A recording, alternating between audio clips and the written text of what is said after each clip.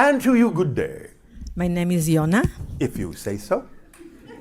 I'm married 40 years. I have 7 children. Oh, all right. And I raised them all these years, take care of the household. And my baby is 21 now, and it's time for me. And I have a question. Yes. I'm a makeup artist, Oh, all and right. I'm a real estate agent. Yes. And I'm planning of opening in back of my house a restaurant only 3 times a day, Yemenite food, All right. for 3 hours a day. All right. This is part And- of your passion, yes? Yes, and All I'm right. confused. I wanted to know on which field should I go? Makeup artist, the restaurant. Why do you only have to do one? Why do I have what? Why do you only have to choose one? Oh. If they're all expressions of your passion, don't you understand again that the organizing principle of synchronicity will organize them in a way to know in which order to do them, and maybe you can even do more than one at a time? But let synchronicity show you. It will show you what you need to do first, second, third. It will show you. I'm still waiting for it to show me for the last 3 You months. have to start No. taking action on something for it to show you. You have to take action somewhere. Look, if you have several things that seem equally passionate, they're not always equally able to be acted on. Are they all equally able to be acted on? Can you start all of them equally? Or is one more able to be acted on It's than depends. another? It's not up to me. If I will get the job, I will do. Yeah, all of them.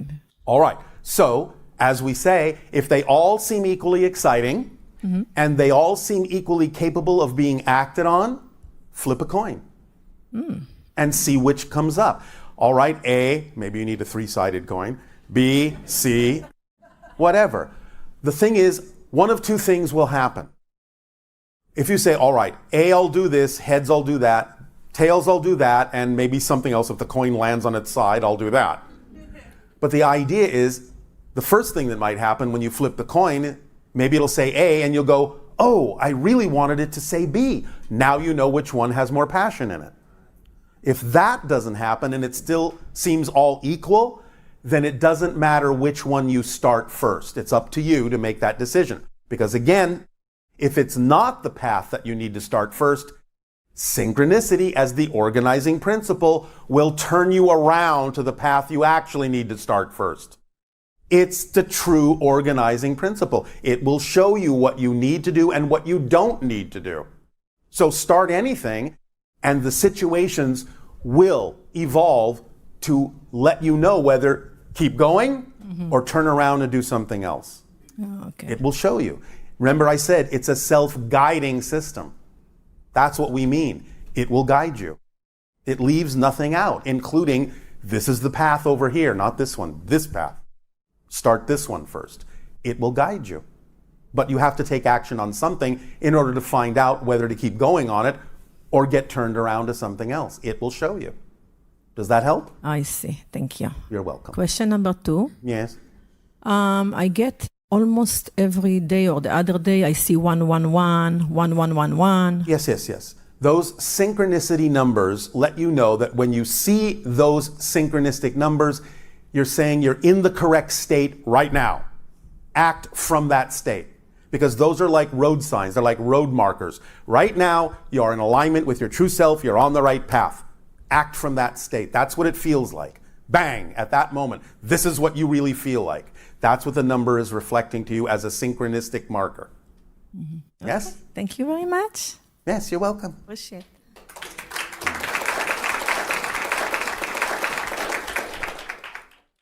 Hi, Bashar. And to you, good day. So, my first question is, for as long as I can remember, even before I found your work, Yes. every time I look up at the night sky, I look right at Orion. Oh, all right. What does that mean? It means you have strong connections to the different histories and pathways of experience in the old Orion systems that you are now utilizing and drawing from on Earth to transform darkness into light. Okay, that resonates. Thank you. Do I have hybrid children? Yes. How many? Well, again, when we answer that question, it depends upon the amount of genetic material that is in them above a certain percentage that would make them yours. Because the idea is that genetic material is spread among thousands of hybrids. but in general, more than 15% of your genetic material usually only exists somewhere between 15 to 17, maybe sometimes as high as 23. Wow. So I'm an acupuncturist. All right. And was that a question? No. All right. And nobody really knows where it came from, who or what discovered it. Do you have any information you can share? It was understood in what you call Atlantean times. Oh, wow. It was developed back then. How long ago was that? About 20,000 of your years ago. Wow. Okay. Now, it doesn't mean that humans didn't understand that there were certain energy meridians on the body before that. We're answering your specific question of when the idea of acupuncture was developed to take advantage of the knowledge of those particular energy meridians in the body. Okay. And so, but societies have been aware of the meridians Yes. for even longer. Yes, most likely around 100,000 years or so. Because the meridians contain light and electricity, They are light. Yes. magnetism, all of that. Yes. Okay. Is astrology real? As a permission slip, remember, permission slips is any tool, any technique, any ritual, any object that allows you, by using it, to give yourself permission to be more of who you are. So it's a reflection. It's not a causation. No permission slip is a causation of anything. It's a reflection of the state of your consciousness to help guide you if you are prone to gravitate to that particular permission slip because it aligns with your belief system. Okay. In terms of financial abundance, Watch it. Remember what we've already said about abundance, yes? Okay. Before you continue that question, did you understand what we already said? Yes. Are you going to still ask the question? Yes. All right. Okay. Does saving money energetically represent fear of lack of it? It depends on the person and why they're doing it, doesn't it? Remember when we said anything can be used positively or negatively? Yes. Anything. So the idea of saving money can be a positive act. It can be a negative act. It just depends on how you feel about it? It depends on your belief system as to why you're doing it. Okay. The feeling may come as a result of the belief system and give you a clue as to why you're doing it and whether it's positive or negative. So you can use the feeling that you associate with it to determine whether you are doing it positively or negatively. Yes? Yes. All right. Does that help? Yes. And Anything else? last Yes. question. I have really bad insomnia. You mean really good insomnia? Yeah, I'm really good. If you had bad insomnia, That's you'd true. be sleeping. That's true. I'm really good at staying awake. All right. What is that about? Well, it depends. It could be many different things. Okay. We sense from you that you're waiting for some kind of a connection at night, but you're not exactly sure you want to go through the experience that the connection will bring. A connection with Some different extra-dimensional sources, extraterrestrial sources. Oh. So you're kind of staying awake because in one sense you kind of want to be around when it happens. You don't want to necessarily be unconscious for it. But at the same time, you are also not willing to let go to get into the state where it's most probable that it will happen. So you're kind of between what you typically refer to as humans as a rock and a hard place.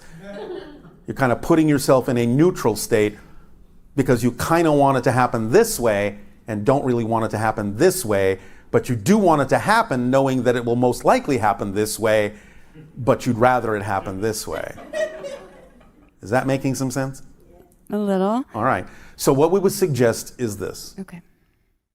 When you lie down in bed, just take a few deep breaths and allow yourself to relax into the idea of letting the connection happen in the way that actually serves everyone best.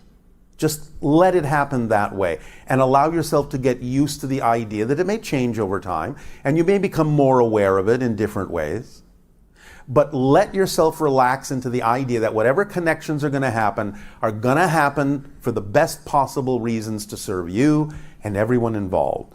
And just see if you can relax into that understanding And once you can allow yourself to relax and you feel yourself starting to drift, allow yourself to ask, just ask, that it happen in a way that allows you more conscious awareness of what's going on, and that you know you will be fine if that is given. Okay. All right? Now, do you have a particular affinity for a particular spirit guide? No. Are you sure? What's an example? Do you have an attraction to a particular thing, a flower, a tree, a name, an idea that you don't really know why you're attracted to it, but you are attracted to it? It just sort of pops in now and then? Butterfly? All right. Is that a question or a statement? It's a statement. All right. How often do you find that that happens? That I find that what happens? That you think of butterflies? Um, Did you answer the question we asked? We said, do you have something that just pops in, you don't know why? oh, no, I'm just always drawn to butterflies. All right, good enough, good enough. Then we would suggest that when you lie down and let yourself relax and start to drift, you think of butterflies. Okay. That will help you make a bridge and a link to the vibration of a different reality that will allow you to relax into it and get used to it so that you can have more conscious awareness of what's going on, and let yourself go into that third state, that alternate reality state between what you consider to be physical reality and what you consider to be non-physical reality or spirit, so that you can experience the connections that you really do wish to experience more consciously. Okay. All right? Great. So butterflies. Any particular color? No. Are you sure? Yes. All right. Then don't be surprised if a particular color stands out and becomes your symbol. Okay. All right? Pleasant dreams. And one other thing. We gave the suggestion to someone else who brought up this subject. How's the humor in your life? It's good. It's abundant. Is it? Yeah. You laugh a lot? I do. All right. We would suggest that as you lie down, you think of things that make you laugh. Okay. It will help you let go. Okay. All right? That's very helpful. Thank All you. right. You're welcome.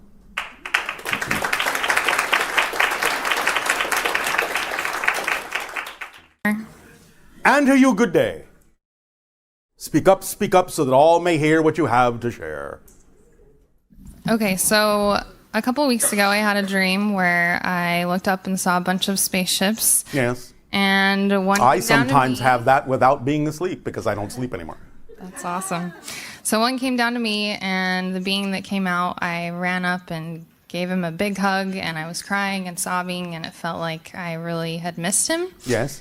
And I'm wondering, so I've connected with him through meditation Yes. since, and I'm wondering if you can tell me what race he is. You're dealing with another hybrid race, primarily what we would label the Yael.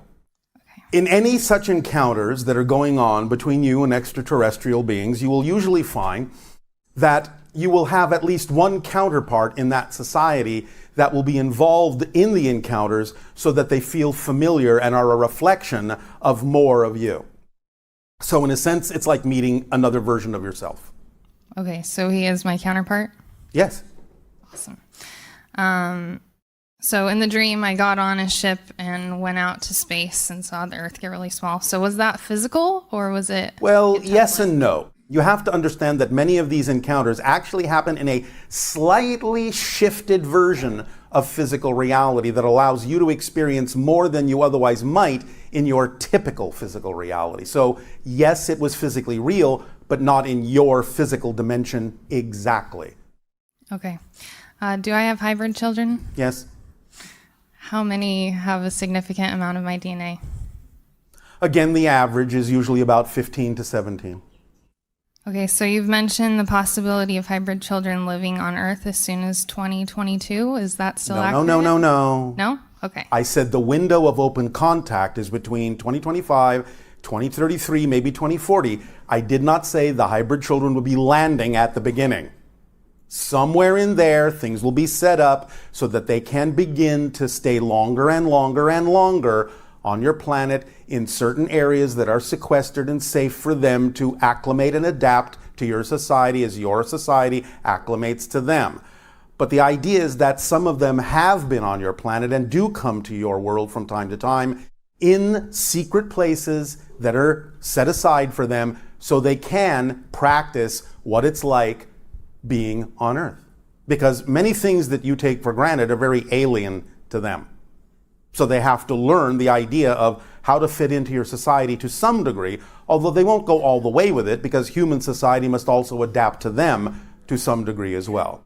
But they're willing to learn, and they're quite fascinated by some things that you don't even really think about, like eating food off a plate with a fork.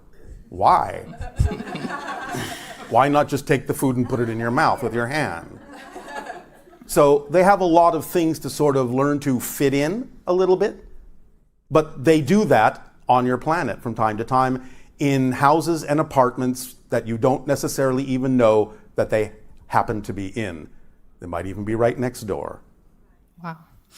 Okay, so I wanted to talk about being a bridge to the higher dimensions. Yeah. So when I'm meditating and I can converse and see in my mind my hybrid children, Yes. what reality is that? And what does that look like on their end for Well, talking to me? again, you're communicating through that slightly altered reality that we just mentioned. And therefore, they're receiving it, in a sense, sort of telepathically from you. Okay. So is it helpful or important to be making these emotional and like relationship connections with them? Is it helpful and important to you? Yes. Well, then the answer is yes. Okay. Because they will feel the importance to you. And that will allow them to begin to identify and empathize with those feelings and understand them more clearly. Okay.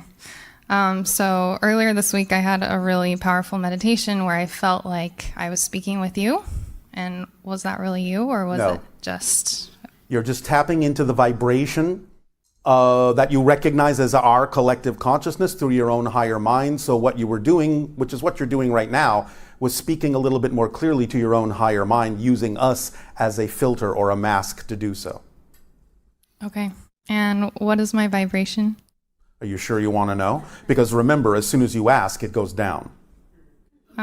Well, mostly my question was I've really been meditating a lot, and it's felt really good. It's been All right, that's my fine. highest passion. And But I'm are wondering, you taking actions as well? Yes. All right. Because remember, that's the language of physical reality, Okay. not just meditating. You have to act to be in the world. So, do your meditations help you take more actions in the direction of your passion? Yes. All right. Are you sure? Didn't sound very convincing. I've been taking a lot of action the last year. Yes. And it's felt like I've been really just outside and not really going inside. And so I've been feeling really called to All go right. You inside can lately. balance it out. That's fine. Yeah, I am excited to take more action All right. soon. All right. Thank you. Thank you.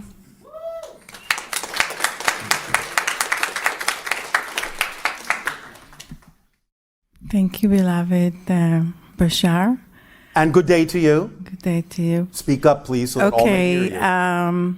I've been listening to you many years ago, and I'm very grateful to be here. All right.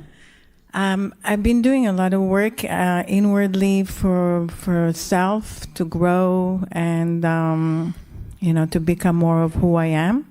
Yes. And I'm creating a sacred of meditation in my house with people that coming over. All right.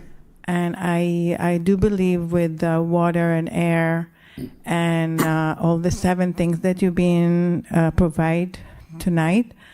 The thing is that I've been asking is about my son, that he's back in my house and he stay all night with the heater, and he doesn't really drink enough water. And if you have a way for me to What are you asking? Should you tie him down and force feed him? No. Well, Just that have you had conversations about why, and does he actually feel like he's not getting enough? He would listen to others, but not to his parents, I guess. Have you had a conversation about why he doesn't listen to your advice? Usually kids don't listen to their parents. That's not the case on my planet. I know, but here it's a little bit different. Well, I understand that. But do you also understand he may have his own path in life? I totally agree with you. All right. The thing is that, like you said... I have a suggestion for you. Okay, thank you. Let's call it the Santa Claus effect. Yes? Yes. Leave a pitcher of water and a glass out for him when you go to bed. Maybe in the night he will sneak over and have some water without you necessarily knowing about it. Okay. Thank you. Yes? Just give him the option. Don't tell him what to do. No, and you're absolutely right. I do that. I just put... But you leave water out? Yes, I do put water. When you're not around? When I'm not around? Yes, when you go to bed, Yeah. leave water out. Okay. So that you're not around, so that he can have it when you're not around. Okay. You understand? Yes. All right. Yes. And for the heater that is a whole night long and there's no air in this room, no windows open, nothing. Is he cold? He always said that he's cold, All right. but then there's no air at all for all There night. must be some, or he would suffocate. Remember, that's the first basic need, and without air, you'll probably be dead in about 2 minutes. Yeah, but I can see that he has like the eyes swollen. I can see he's very fatigued and... All right. Well, have you had a conversation about the fact as to whether or not he enjoys that feeling? I do, but as I said, that he doesn't listen to his I didn't parents. say that you had to say something he had to listen to. Okay. I said, have you had a conversation about whether or not he enjoys that effect?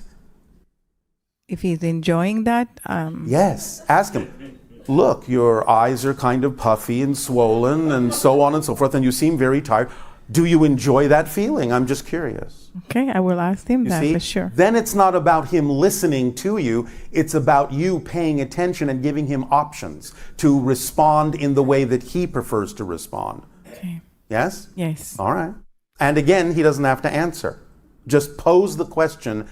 He'll go through it in his mind, and maybe he'll decide that he needs to make different choices to have different consequences. But you're being the one that's imaginative enough to simply get the ball rolling in his own mind without making him think he has to listen to you. Do you understand? Yes. All right.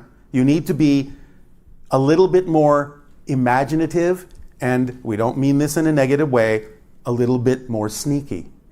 Oh.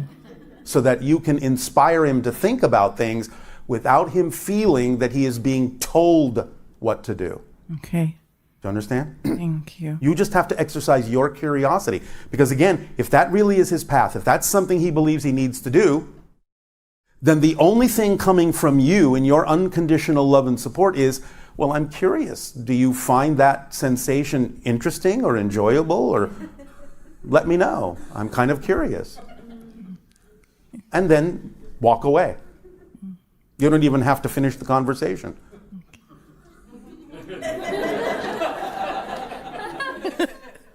Thank you very, very much, Bashar. You're very, very welcome. There's anything else that you see from what I do for self, doing work and... Are you acting on your passion to the best you can with no Yes. insistence or assumption on the outcome and remaining in a positive state no matter what manifests? Yes. Don't lie.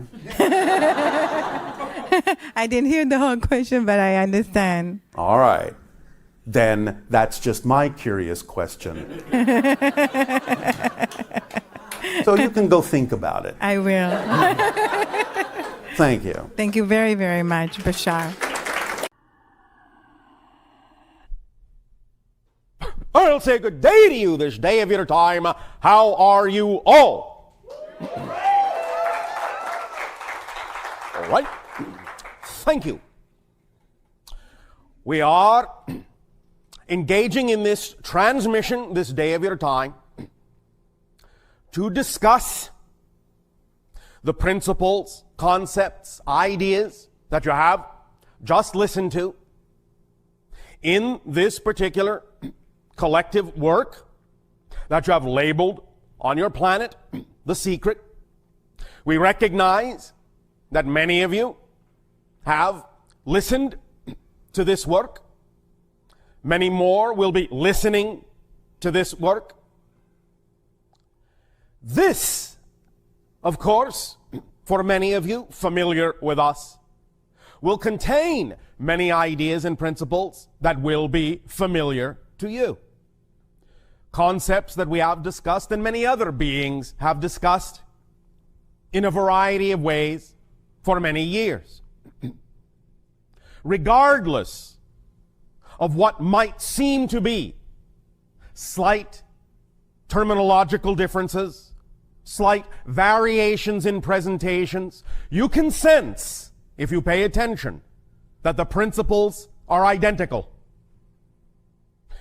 The idea here to pay attention to most is that your civilization has arrived in its evolution of consciousness at a place and a time where a compilation like this, where a work like this can be created, has been created, and is spreading among your people. This simply indicates that you now have at your disposal, at your fingertips, a tool that you have created collectively from your collective consciousness that is designed, as we spoke of last night of your time, to function as a very, very strong and general representative permission slip to allow you to give yourselves permission to become more of who you are.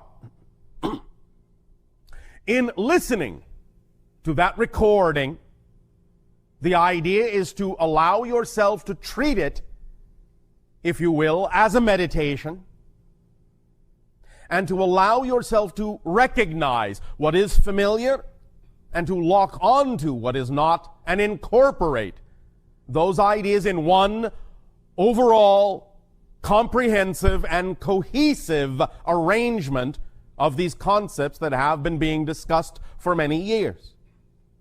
We congratulate your civilization for having arrived at a place where now this kind of idea can be produced in your society and can be met with resounding reception, for many, many beings find themselves attracted to this. And you have seen this demonstrated on many levels of your media, where this idea is not only talked about in this format, but you are witnessing many other similar formats coming up from many different people who now are also recognizing these ideas are at the core of how to attract, how to create, how to manifest, how to experience the reality you prefer, that you believe is most harmoniously aligned with the being that you prefer to be, with your true natural self. There are no discrepancies between this work and anything we have said. If you feel that there are, this is simply terminological and semantic. We recognize that they may be using slightly different words, but in your soul and in your heart, you know they are saying exactly the same thing we have been saying for 23 orbits of your time. The idea is that when they say, your thoughts will create this, your thoughts will create that, you know what they are saying is, your beliefs are doing this. Just because they use the word thought does not mean the concept is different. Do not make a difference where none exists. This is our first recommendation. When you listen to these ideas, allow yourself to bring to bear what you know to be true, and apply the interpretation necessary to bring the way they are saying it into focus and into alignment with what you know to be true in principle. It doesn't matter that the words may be slightly different. It's the same idea. Identical. Identical. Now, the one thing that is also additionally wonderful about this is that you now have this available to you on a daily basis.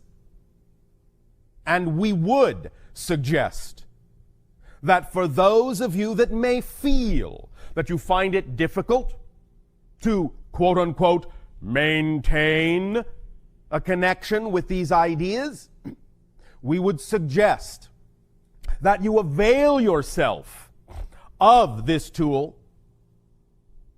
every single time, any single time you feel your focus waning, you feel yourself doubting, you feel yourself creating negativity. You have this now at your disposal in what for you is a technologically convenient form. And here really is the crux of the issue. How interested are you in changing your life? Really? Because again, as was said there, and as we have said for 23 orbits, your behavior, your actions are the key. You have heard in the segment that you just listened to, the individuals say, well, here is the secret to the secret. And they then discuss the idea about state of being, that you can simply choose to be happy for its own sake. And you can, we have said this many times, without needing any other reason to do so. But now we would also like to share with you that there is also another secret to the secret.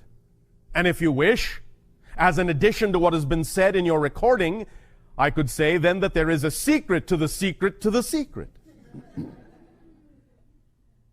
Now, it's not that this was not said over and over and over again by us in the recording and by many other people.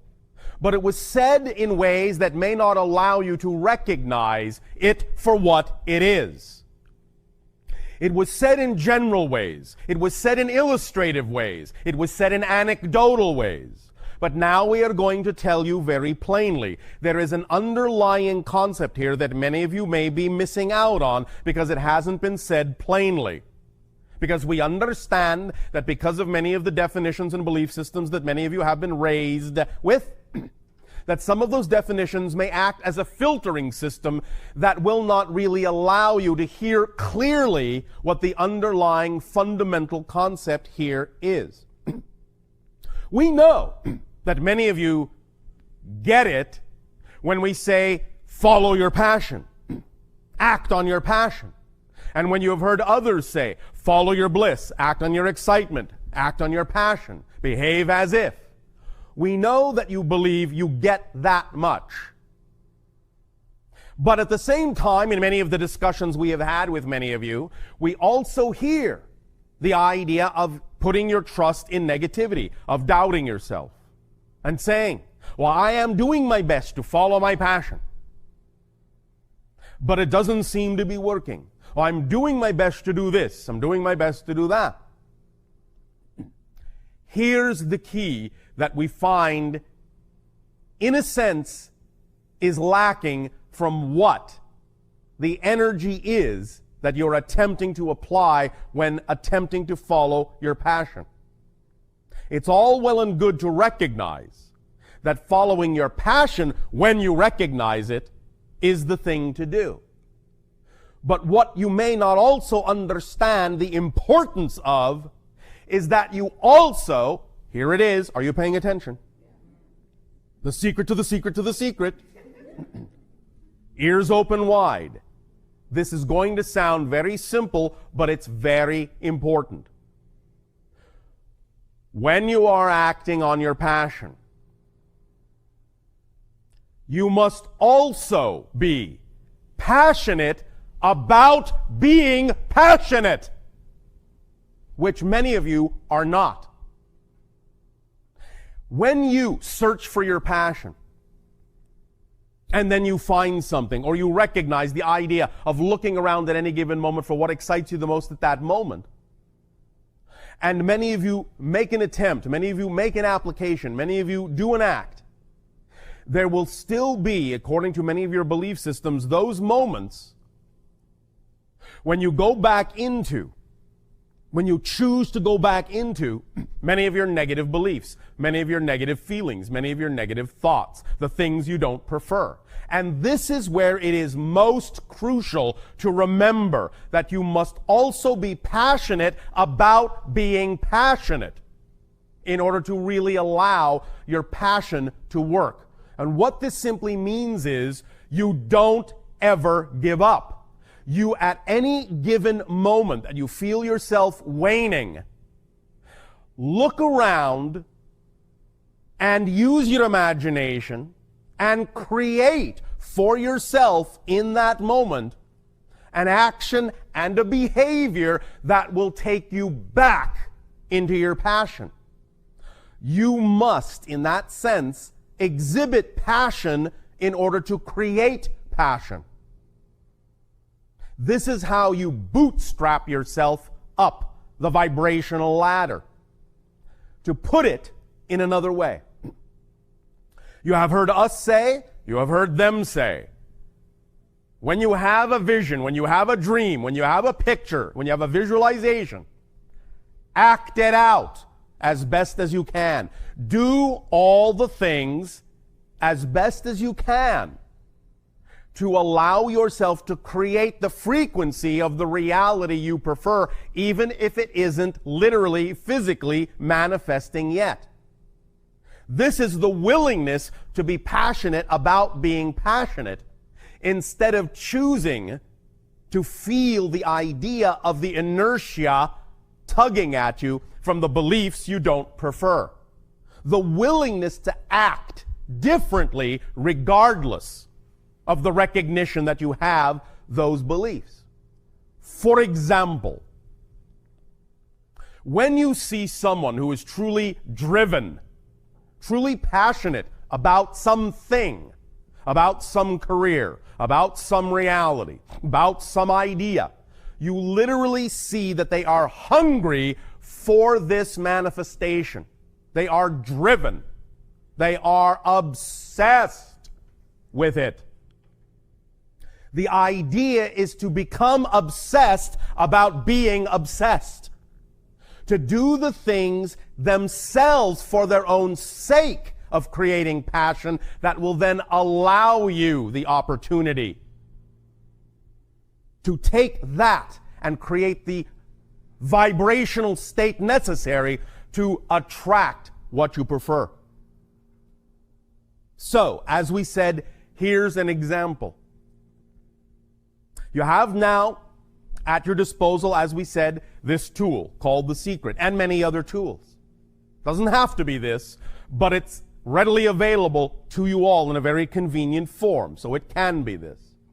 But as an example, if you are sitting around looking at your life, looking to be passionate about something, and wondering how to be passionate about being passionate, the idea, again, to recognize is that when you see people who truly are passionate, they are driven at every level, at every stage. So, if it's really that important to you, if it's really that important to you, bless you. If it's really that important to you to create the reality you say you prefer, you will do what it takes. You will do anything. You will be hungry to create a vibration of passion within you all the time. Which means that if you have any kind of permission slip or tool available to you, you will use it as often as you can. You will inundate yourself with it until there can be no other thought, until there is no other choice. To put it in pragmatic terms, if you find yourself one day feeling that your energy is waning, listen. Put on your headphones and listen to the secret again. If the next day you find your energy is waning, put on your headphones and listen to it again.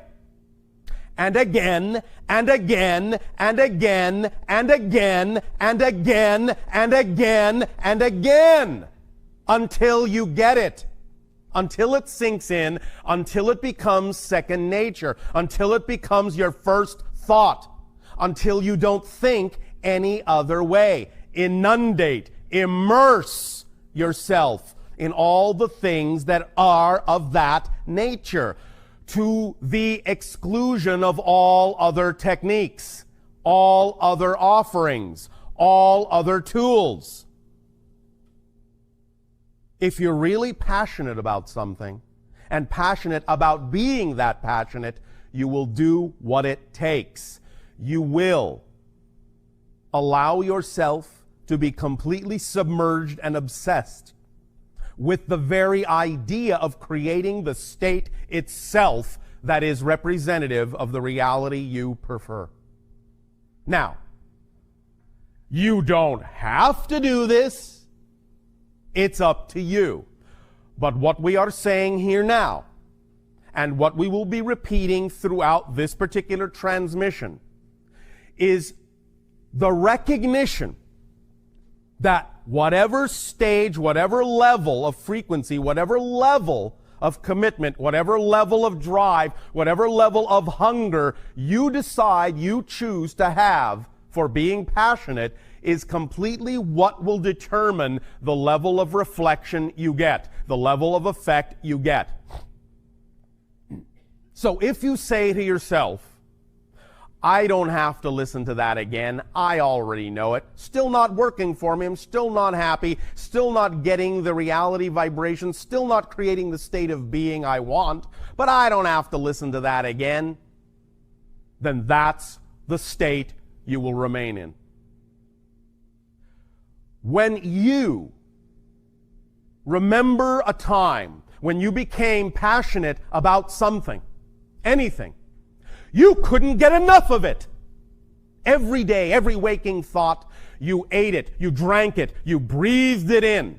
You looked for anything that had to do with that thing, to learn more, to feel more, to absorb more, to immerse yourself, surround yourself more with that idea. The idea is that in and of itself, that activity in and of itself of immersing yourself in a passionate state is paramount, is very important to the generation of attracting all the things that are then representative of that passion. So if you're not going to be passionate about being passionate, you are going to remove for yourself a very strong stepping stone, a very strong connective link to attracting the things themselves that are representative of your passion. Does this make sense to you? All right. Now we understand, and we know you understand, that even with this knowledge, there will still be portions of your mind, portions of your physical mind going, oh no, that's just too much. So be it. That's your choice. But we are here to tell you that everything you need to know and everything you have learned from us is being restated in this work, and you have it available to you. Take advantage of it. Immerse yourself. And again, please remember how important it is for many of you to act things out. We know, it's no secret to us, that when we have often suggested to many of you that the way to allow yourself greater opportunity for manifestation, greater ability for manifestation, is to actually go and physically act out the scenario that represents your highest joy. And we know, as we said, it's no secret to us that most of you simply don't. Why not? That's the question. That's the true, honest self-assessment that really needs to be investigated.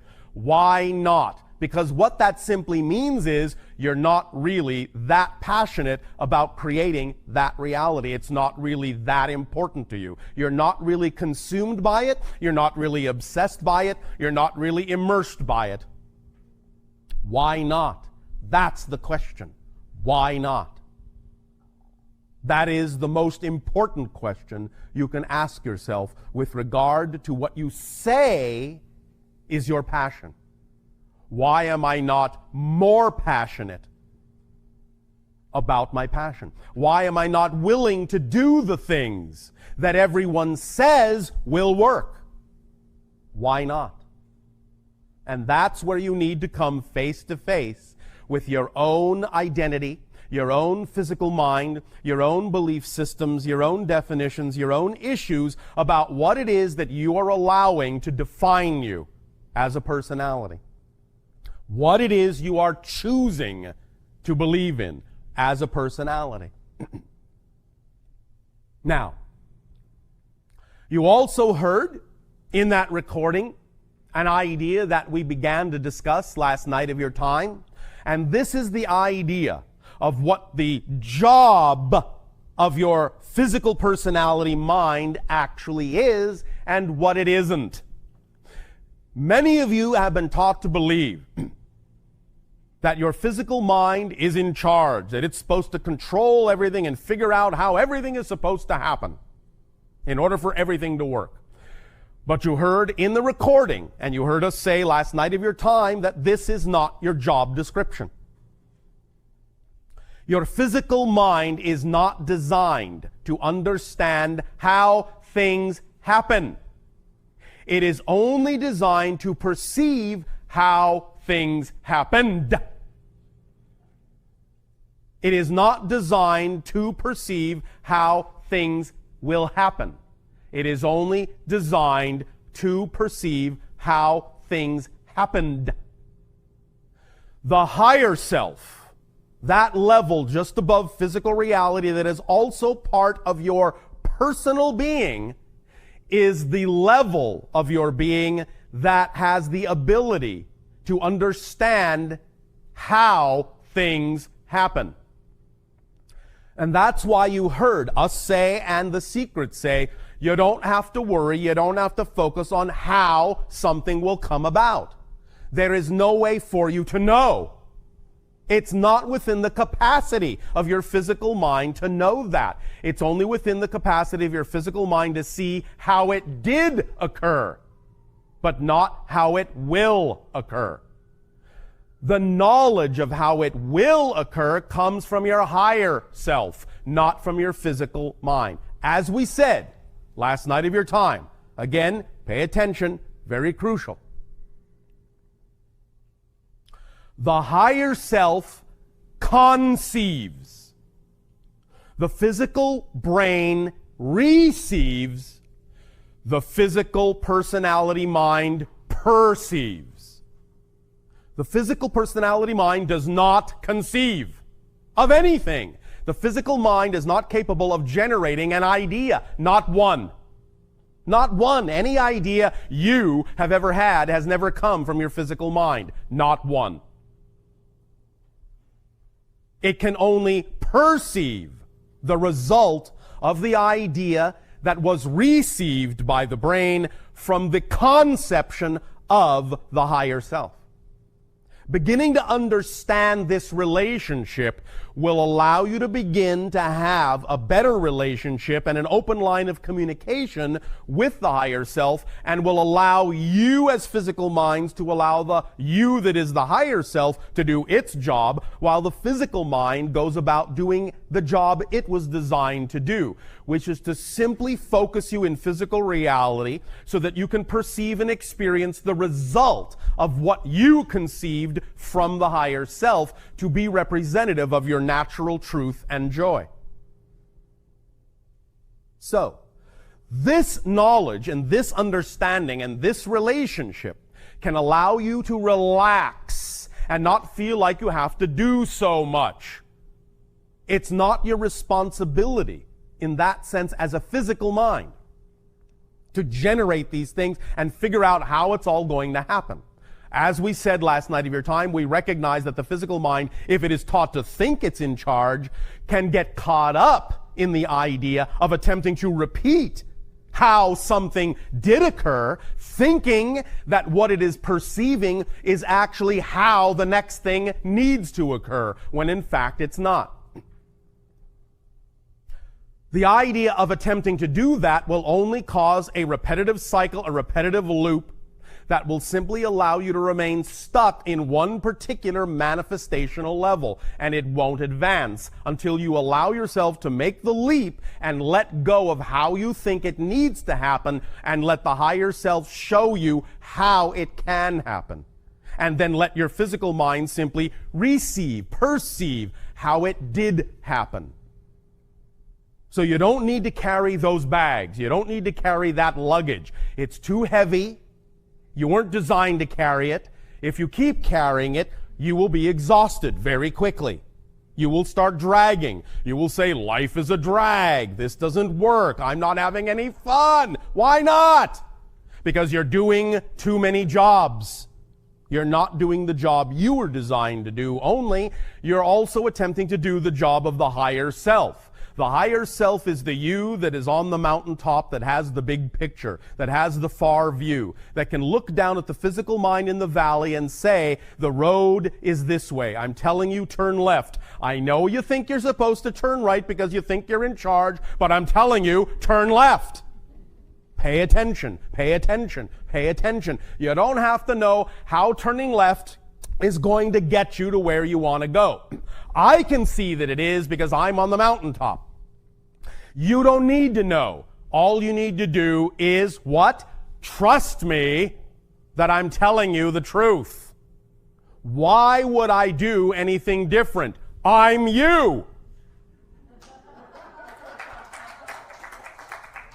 When you understand that your higher self is truly an aspect of you, maybe you will be willing to start listening instead of thinking, because your physical mind has been taught to think it's in charge and thus doesn't trust anyone else's 2 cents.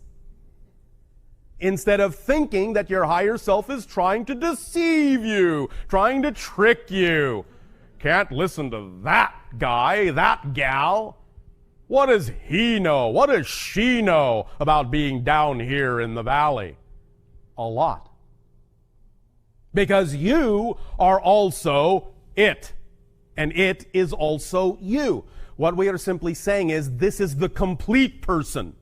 Higher self, receiver brain, physical mind, this is the complete persona. And when you compartmentalize yourself, you are not functioning literally, not functioning as a complete person.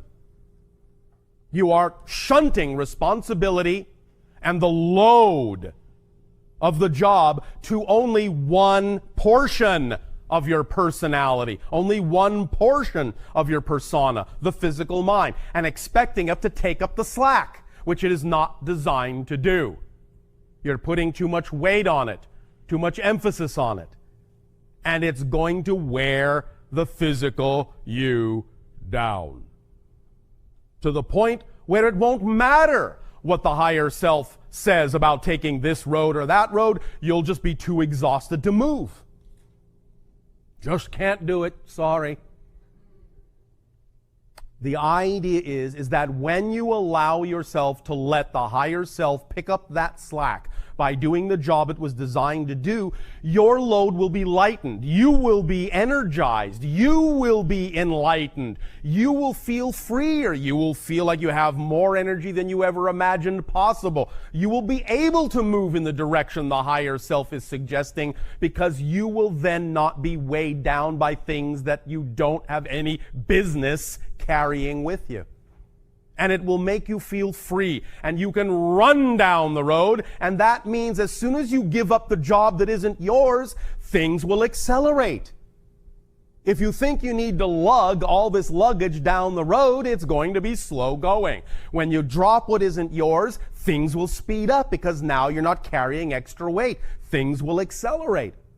The paradox here is that because the physical mind has been taught to think it's in charge and has to figure out how everything is going to happen, it actually slows things down, even in the face of wanting things to speed up. It's doing exactly the opposite of what it actually really wants to have happen by taking on too much weight. So by letting that go and allowing yourself to function as the whole being, and trusting the how to the higher self and not thinking about it, not worrying about it in the physical mind as to how you're going to get where you know you want to be, then you will allow there to be balance on all levels of your being. Things will flow in that positive direction representative of your natural self because you will be behaving as your true, interconnected, holistic, natural self. This, when people talk about the idea of letting go, when they talk about the idea of surrender, this is what they're talking about. Simply surrender to being who you actually are instead of who you've been taught to think you're supposed to be.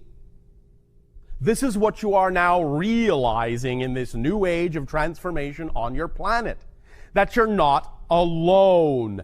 That the compartmentalized you that you heretofore thought was the totality of your being is in fact nothing but a small piece. And that you actually have other portions of yourself that you could be using, that you could be allowing to carry some of the load with you, but which you have refused to believe can happen because of the way your personality mind, your physical mind has been taught to think about what it's supposed to do, about what its responsibilities actually are. And thus then, once the physical mind has taken on this much weight, has taken on this much more job than it was designed to do, and it feels tired, and it feels stressed, and it feels weighed down, what's the next step after that? Victimization, resentment. It starts dissolving and devolving and breaking down because it cannot carry the load. And once it starts breaking down, thinking this is supposed to be working and it's not, it now feels betrayal from the universe. The universe isn't supporting me, it's not working for me. No, you're not working for you. You're not working for you because you're working too hard for you. Lighten up on yourself. The universe does not expect you to have to struggle. It does not expect you to have to, in any way, shape, or form, suffer. Challenges, yes, but those are exciting. Activity, yes, but that's exciting. Struggle, suffer, no. There is no expectation on behalf of the universe that you should have to struggle and suffer to be yourself. All the struggling, all the suffering, all the doubt, all the fear comes from the misunderstanding of who you are, and thus resisting your natural self because you're afraid to give up that control from the physical mind to the greater self for which it was designed. And when you thus then don't do that and take it all on yourself and start slogging down the road, very heavy under the burden of things you have no business carrying, comes the victimization, the sense of fear, the sense of betrayal, the sense of being alone, the sense of being cut off, the sense of being disconnected, the resentment, the hate, self-loathing, lack of deservability. All these issues stem from not allowing your full self to carry the load. All of it. Bless you. There are, as we said, now many more different, shall we say, permission slips being created by many different people with regard to ideas such as abundance and living your passion and so on and so forth. They are all saying the same thing. Choose whichever one seems to work best for you. But when you make a choice as to what permission slip is most reflective and most representative of what you believe works best for you, then take that information and inundate and immerse yourself in it to the point where you are truly exhibiting a passion for being passionate. And thus then you will find that you will infuse yourself when you give up the weight that doesn't belong to you and you infuse yourself with a passion for being passionate. The levels of synchronicity will explode in your life to such a degree that you will find staggering, miraculous, enlightening, uplifting